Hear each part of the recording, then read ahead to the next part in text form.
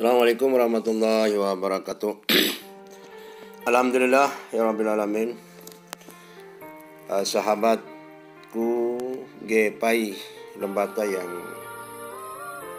mulia, yang terhormat ya. Antum adalah orang-orang keren, orang-orang yang gaul ya.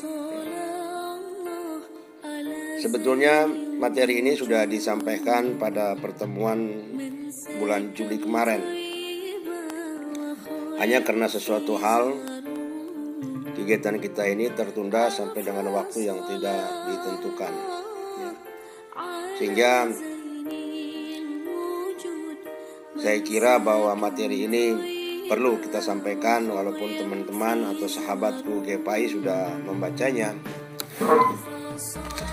Kami mencoba untuk memberikan pikiran-pikiran dalam sosialisasi keputusan Direktur Jenderal Pendidikan Agama Islam ya, Kementerian Agama nomor 3451 tahun 2020 ini tentang juknis penyelenggaraan pembelajaran PAI di sekolah pada masa kebiasaan baru.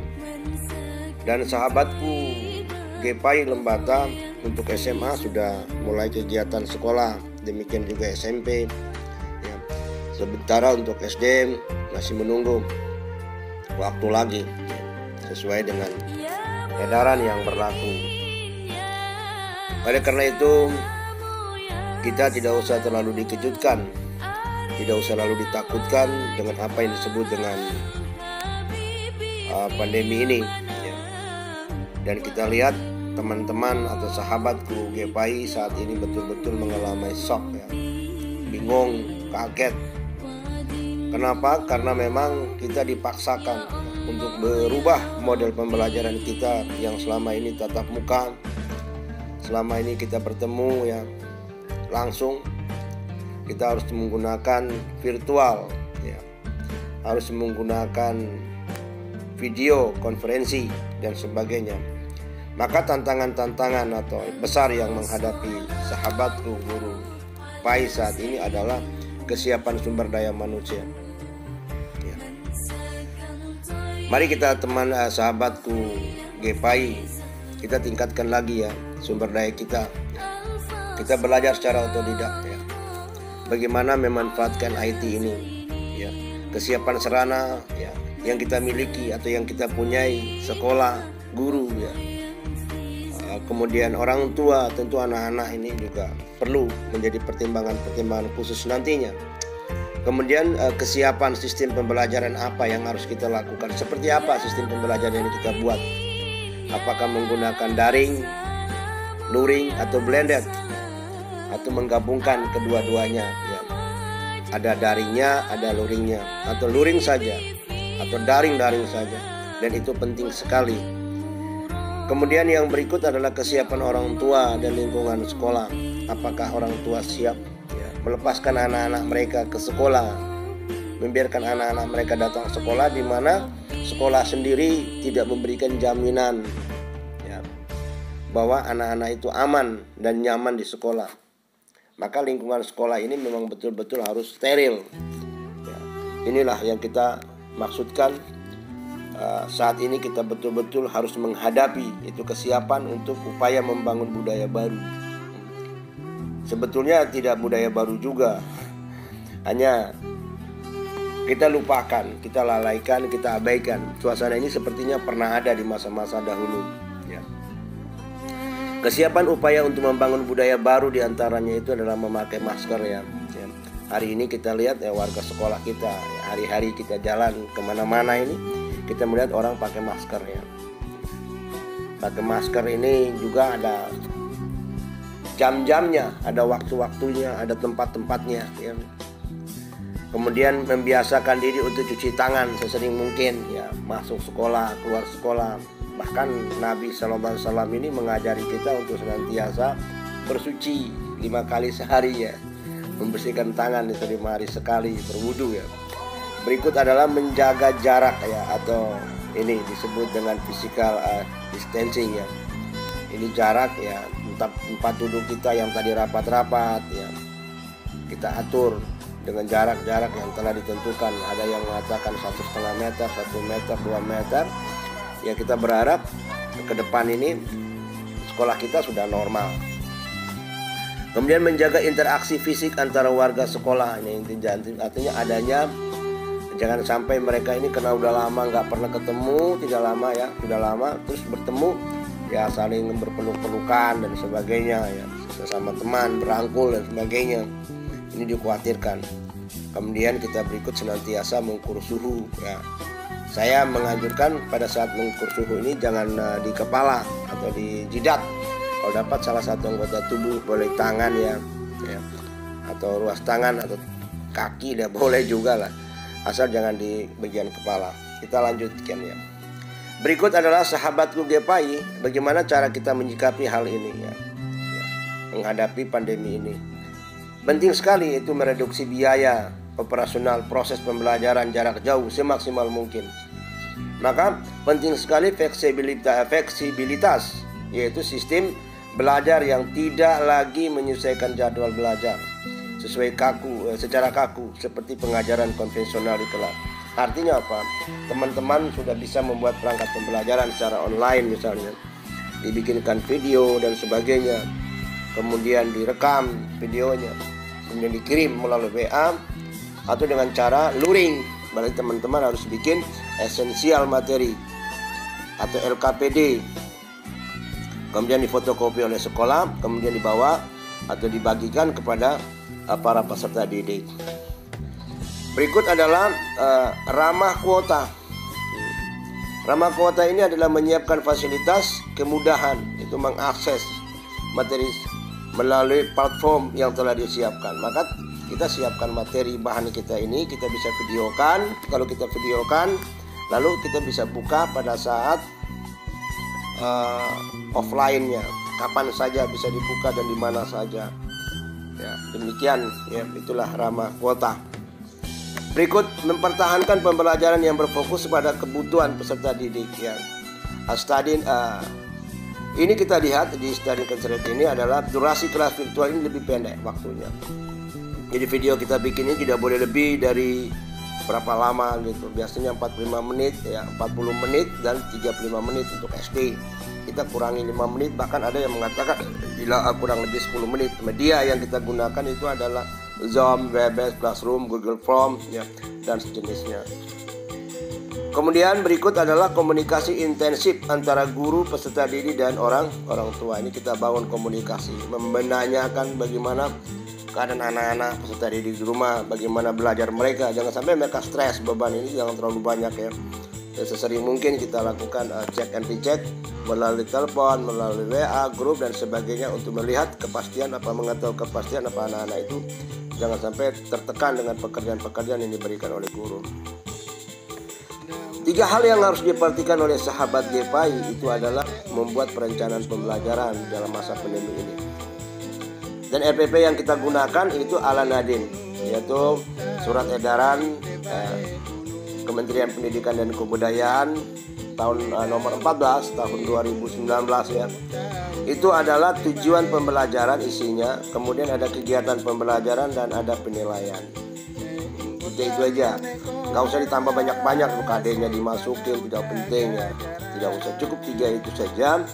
Kemudian di dalam tujuan pembelajaran itu apa sih tujuan pembelajaran itu? Tujuannya, isinya apa? Nah, isinya itu adalah rumusan tujuan pembelajaran yang ingin dicapai lebih fokus pada pendidikan kecakapan hidup dan harus mencapai standar minimal, berarti tidak tuntas ya, tidak 100% ya.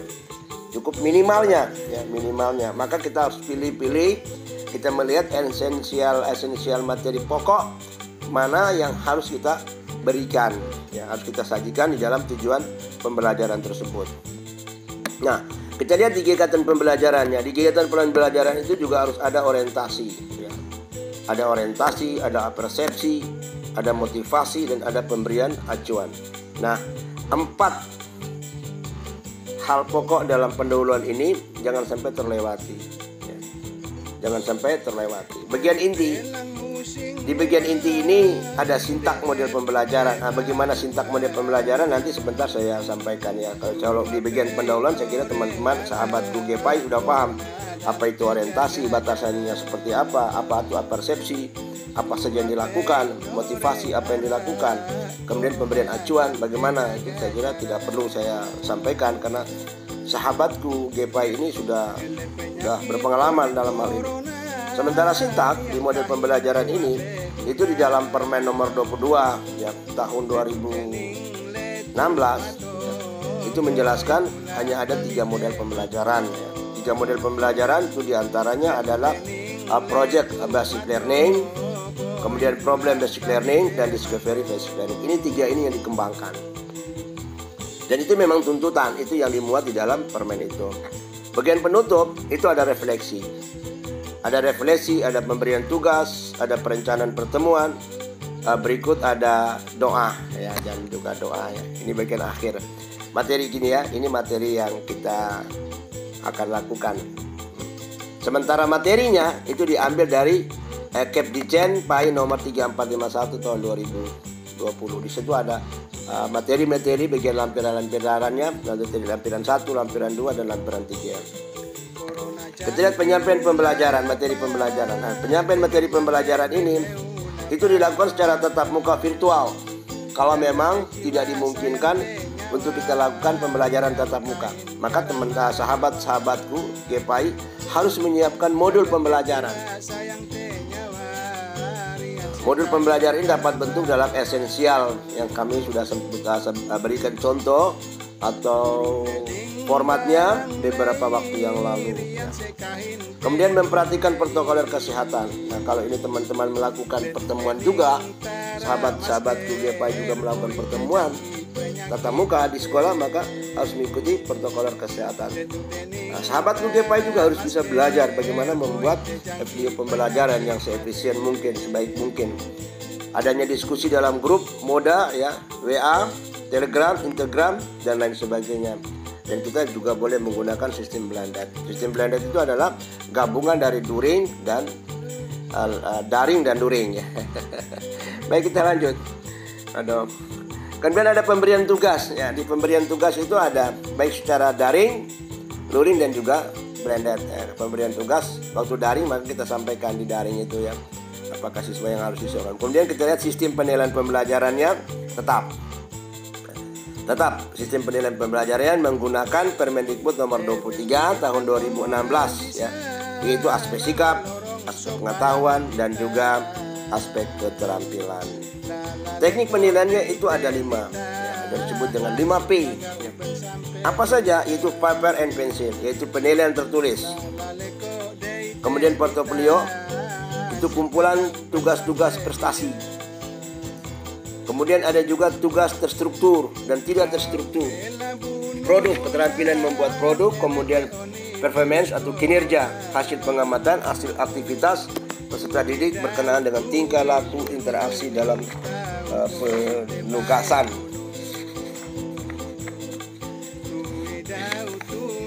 Itulah beberapa teknik penilaian. Dan teknik penilaian ini juga ada dimuat di dalam Keputusan Direktorat Jenderal Pendidikan Agama Islam nomor 3451 ya. Nanti teman-teman atau sahabatku GPI bisa kembali melihatnya ini ya. Melihatnya ini di pembelajaran di halaman itu ya. Di halaman sana, di sana ada berapa ya halamannya, saya lupa ini ya. Kalau tidak salah ya, mudah-mudahan itu di halamannya apa ya? Nanti kita lihat lagi ya, saya lupa nih. Kalau nggak salah di sini tidak ada halaman sih masalahnya ya, di buku ini tidak ada halaman. Kita lanjut. Hasil penilaian ya.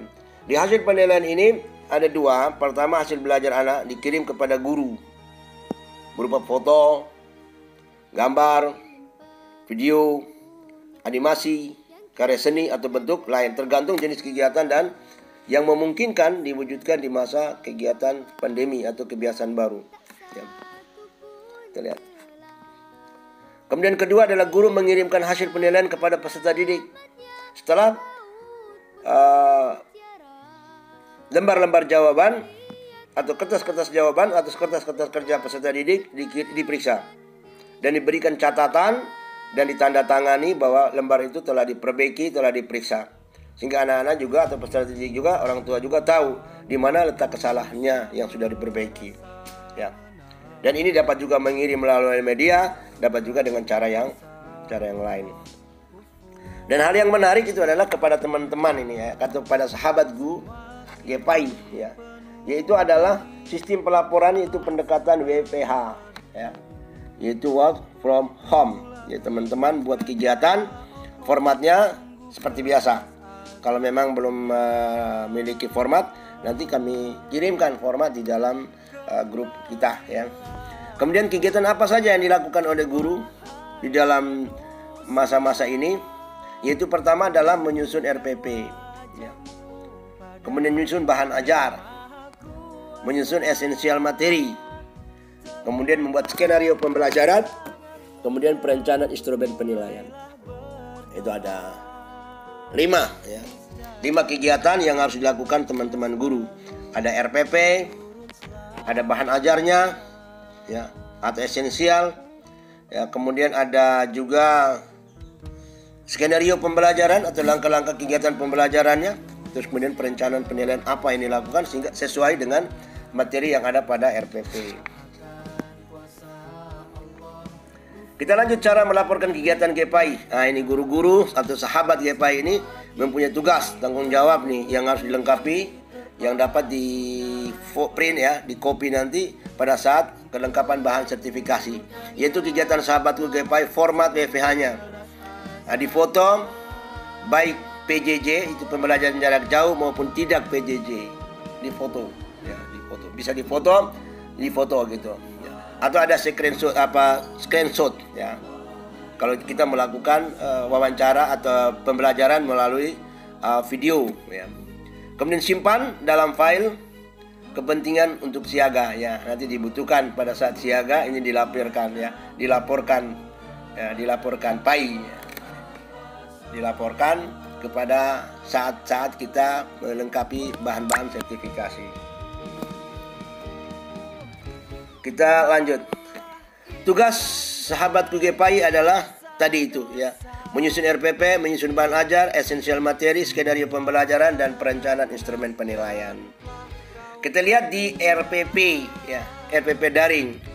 RPP daring itu tujuan pembelajaran yaitu menggunakan model pembelajaran, project basic learning, problem basic learning, discovery basic learning, salah satunya boleh pakai. Kemudian pencapaian pembelajaran di dalam tujuan itu yaitu kata-kata operasional dalam kompetensi dasar, contoh menjelaskan, mendemonstrasikan, mengartikan dan juga merumuskan. Nah, di situ kita lihat satu contoh kecil adalah setelah mempelajari materi. Nah, diisi materinya apa gitu ya, bla bla bla dan sebagainya. Kemudian lanjut, diharapkan peserta didik dapat menyebutkan, mengartikulasi, menjelaskan dan seterusnya dengan menggunakan metode discovery based learning. Seperti itu yang antum sahabatku GPAI tulis dalam tujuan pembelajaran. Kegiatan pembelajaran di kegiatan pendahuluan, orientasi ya. Satu orientasi, menyapa, mengkondisikan ruang kelas ya. Karena persepsi adanya pretest ya, bukan post-test ya, tapi pretest. Salah ini ya. Yang benar adalah pretest, bukan post-test ya, tapi pretest. Kemudian motivasi. Motivasi itu dorongan atau penghargaan atau sekadar mengacungkan jempol ya, memberikan penghargaan kepada siswa yang menjawab pernyataan atau pertanyaan yang benar. Dan pemberian acuan batasan itu materi apa yang akan kita lakukan, apa kita berikan, kita tulis ya. Nah, ini contohnya, di bawah itu contohnya. Contoh kegiatan pendahuluan, mengucapkan salam dan berdoa, cek hadiran dan pengaturan ruang kelas, itu orientasi. Kemudian 2, mengajukan pertanyaan, pertemuan pekan lalu dalam bentuk kuis. Nah, kemudian ketiga, motivasi contohnya memberikan penghargaan atas penyelesaian satu tugas. Kemudian D, yaitu memberikan acuan, itu menyampaikan indikator yang akan dibahas pada pertemuan ini. Kan gampang itu ya di pendahuluan, di situ kegiatan pembelajarannya ya, di pendahuluannya. Berikut kita lihat kegiatan inti. Nah, kegiatan inti di sini ada contoh model project based learning ya. Itu ada 6 langkah ya. Ada 6 langkah di project based learning itu ya. penentuan pertanyaan mendasar atau esensial ya. Kemudian yang kedua itu adalah perancangan proyek. Kita coba ulangi lagi dari pertama, itu penentuan pertanyaan mendasar esensial. Jadi yang dimaksud situ adalah menyiapkan pertanyaan atau penugasan. Tahap ini sebagai langkah awal agar siswa mengamati lebih dalam tentang pertanyaan yang muncul dari fenomena-fenomena yang ada. Jadi kita udah siapkan seperangkat pertanyaan-pertanyaan mendasar tentang materi yang akan kita, atau tentang subjek atau tentang objek yang akan kita kaji. Kemudian kedua, merancang proyek, itu pengerjaan proyek, yaitu mendesain proyek sebagai langkah nyata menjawab pertanyaan yang ada. Disusunlah satu perencanaan proyek bisa melalui percobaan ya dilakukannya ya, proyeknya seperti apa gitu, berbuat rancangan. Kemudian jadwal kita bikin, kapan selesainya ya, waktunya. Dia biasanya kalau di dalam proyek ini biasanya untuk 3 kali pertemuan, bahkan juga ada yang 1 semester ya. Tergantung berat ringannya proyek itu. Kemudian pengawasan kemajuan proyek, mendiskusikan hasil kerja. Langkah keempat yaitu guru memonitor kegiatan dan perkembangan proyek. Guru melakukan monitoring terhadap pelaksanaan dan perkembangan proyek. Siswa mengevaluasi proyek yang sedang dikerjakan. Ya, kita arahkan, kita dampingi mereka, tidak bisa kita lepas ya. Tidak bisa kita lepas. Kemudian berikut yang kelima adalah pengujian hasil, penilaian hasil, yaitu menguji hasil fakta dan data percobaan atau penelitian yang dihubungkan dengan berbagai data lain sebagai sumber belajar. Apakah sudah betul penelitiannya, proyeknya? Dan terakhir kita melakukan evaluasi pengalaman. Dia cerita, siswa menceritakan pengalaman-pengalaman dia di dalam menjalankan tugas-tugas tersebut ya, ringan. Seperti itu.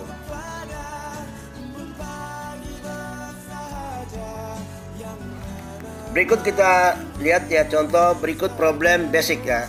Kalau di problem ini ya, di problem ini ada 5 langkah ya.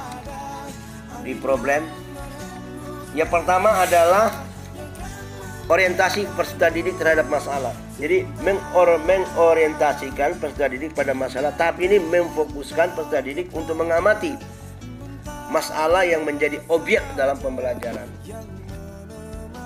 2. Mengorganisir peserta didik untuk belajar, yaitu mengorganisasikan kegiatan pembelajaran. Pengorganisasian pembelajaran merupakan salah satu kegiatan di mana peserta didik menyampaikan berbagai pertanyaan, menanyakan hal-hal. Maka di sini penting sekali, baik itu project based learning, model problem maupun model ataupun yang satu lagi discovery, tetap kita harus paham dengan sistem kerja 5W1H itu. Itu harus dipahami. Kemudian membimbing penyelidikan. Jadi guru membimbing ya. Memantau semua kegiatan siswa ya. Bagaimana kerja dia ya. Tapi kita tidak boleh mengarahkan atau terlalu menekan dia. Kita biarkan saja. Kita hanya arahkan supaya temanya itu, pekerjaannya itu sesuai dengan tema yang kita kembangkan atau masalah yang kita hadapi. Yang berikut adalah menyajikan dan mengembangkan hasil karya. Nah ini. Jadi di sini adalah peserta didik mengasosiasi data yang ditemukan dari percobaan dengan berbagai data dan berbagai sumber. Dan terakhir adalah mengevaluasi serta menganalisa proses pembelajaran masalah. Analisis dan evaluasi proses pemecahan masalah. Setelah peserta didik mendapat jawaban terhadap masalah yang ada, selanjutnya dianalisis dan dievaluasi. Kita lanjut. Yang terakhir ini adalah discovery based learning. Itu stimulus atau rangsangan ya. Stimulus atau rangsangan. Kita lihat. Yang pertama adalah guru memberikan rangsangan kepada siswa tentang materi apa yang akan dia bikin atau apa yang dia lakukan, atau fenomena alam apa yang sedang dalam pengamatannya itu. Ya, sedang dalam pengamatan itu. Diberikan rangsangan. Jadi guru memberikan pertanyaan-pertanyaan ya kepada siswa bagaimana mengamati berbagai fakta atau fenomena. Kemudian kedua adalah problem. Ya, identitas masalah.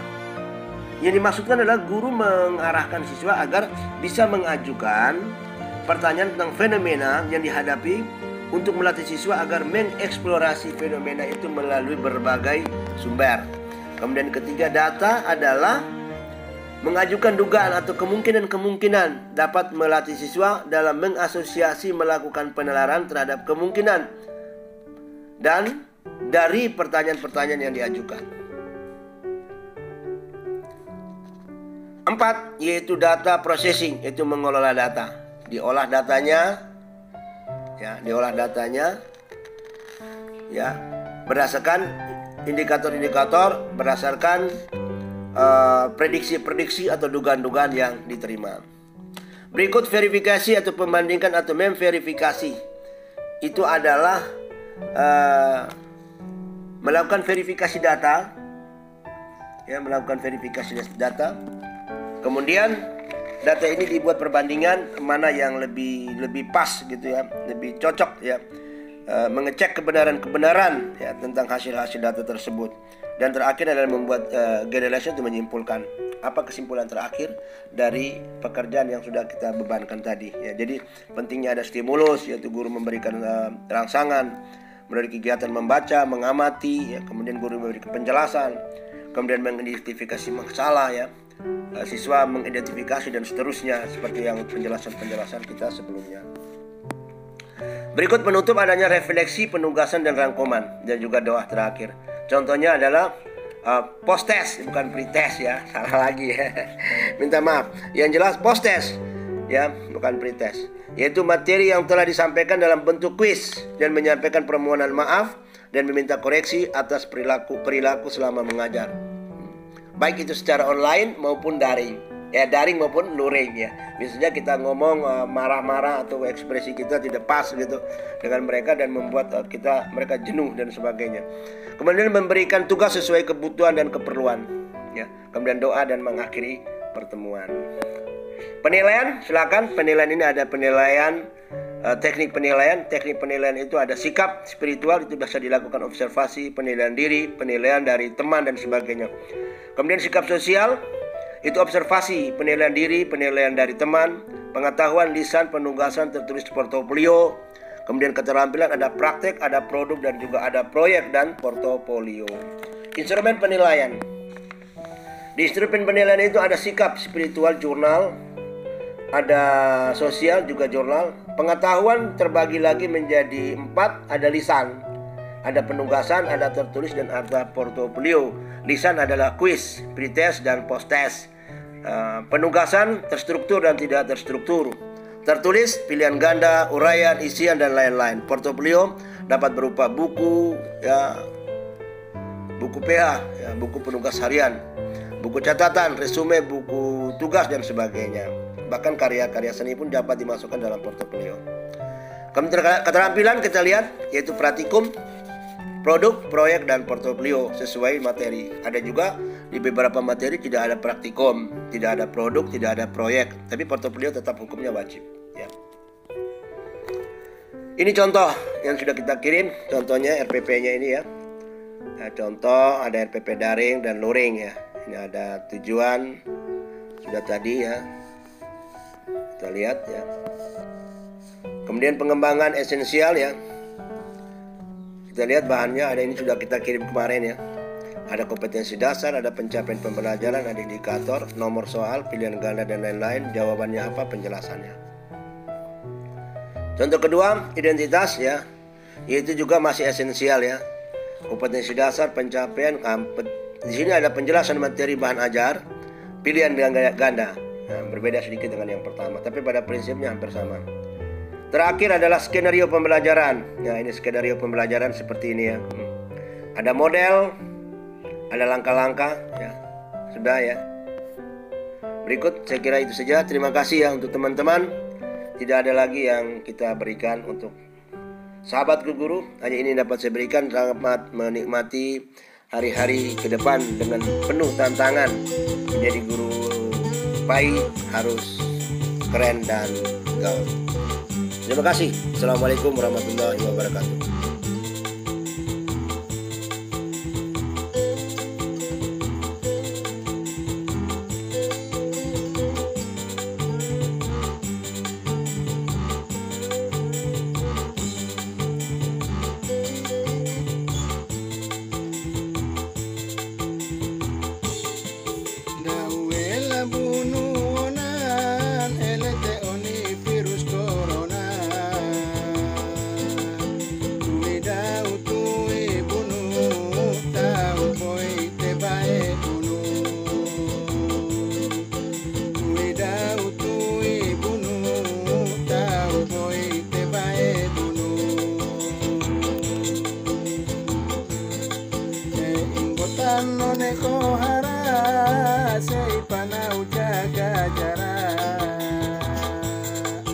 ele corona ne e mau e manope coleu au ele corona ne e mau e manope coleu au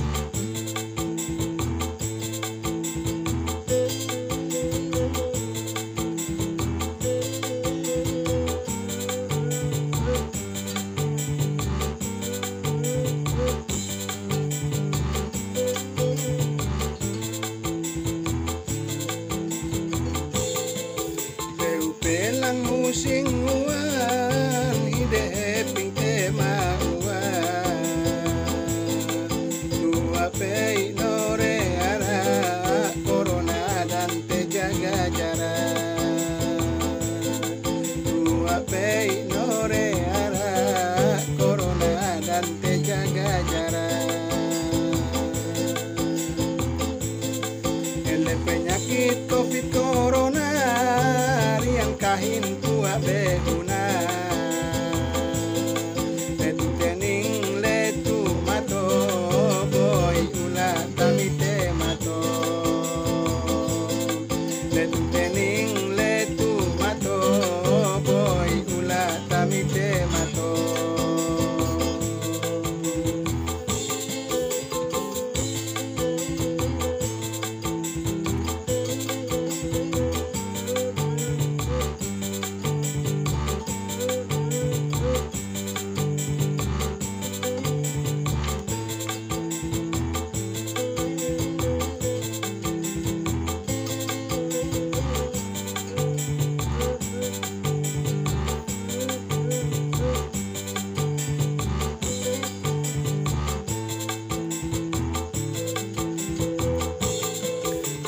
jangki ulapa dengar mate bele unapa jaga te jiwa sayang te nyawa rian kain karamalawa jaga te jiwa sayang te nyawa rian se kain karamalawa